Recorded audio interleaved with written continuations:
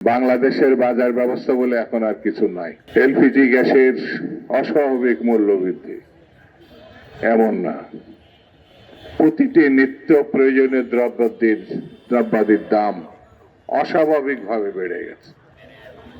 বাজারের সঙ্গে যাদের সম্পর্ক আছে তারা জানেন বাংলাদেশের বাজার ব্যবস্থা বলে এখন আর কিছু নাই।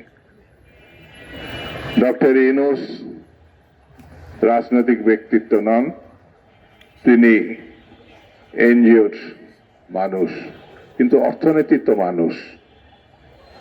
মানুষের দুঃখ কষ্ট অভাব অভিযোগ এই সম্বন্ধে তো তার একটা ধারণা থাকার কথা। তারপরেও আমরা সেই জিনিসটা বর্তমান সরকারের কাছে প্রত্যাশা করলেও তার মীমাংসা আমরা পাচ্ছি না।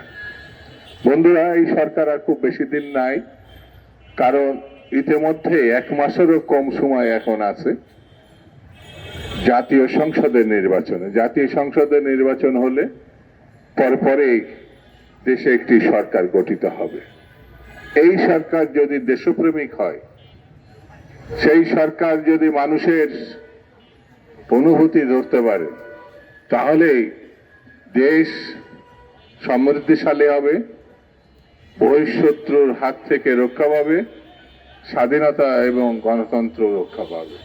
সেই কারণে আগামী 12 তারিখের যে নির্বাচন, ফেব্রুয়ারি মাসে অত্যন্ত গুরুত্বপূর্ণ নির্বাচন, এই নির্বাচনে যদি আমরা ভুল করি তাহলে সরকার ভুলের খেসারত দিবে, দেশবাসী ভুলের খেসারত দিবে, দেশের স্বাধীনতা সার্বভৌমত্ব হুমকির মুখে পড়বে।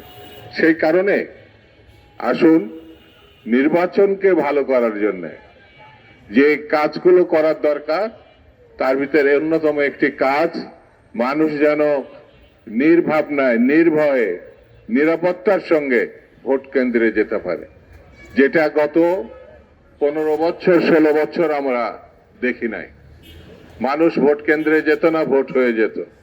হাসিনা দাবি করত তিনি জনগণ কর্তৃক নির্বাচিত। আমরা বলি সেই 3টি নির্বাচন ছিল তামাশার নির্বাচন। দেশবাসী সহ সারা বিশ্ব দেখেছে এটা কোনো নির্বাচন হয়নি। একমাত্র শেখ হাসিনা আর তার প্রিয় বন্ধু মোদি বা ভারত, তারা শুধু এই নির্বাচনকে অনুমোদন করেছে। অর্থাৎ এখনো সেই মোদির দেশেই বাংলাদেশের গণহত্যাকারী, গণধিকৃত শেখ হাসিনা আশ্রয় নিয়েছে।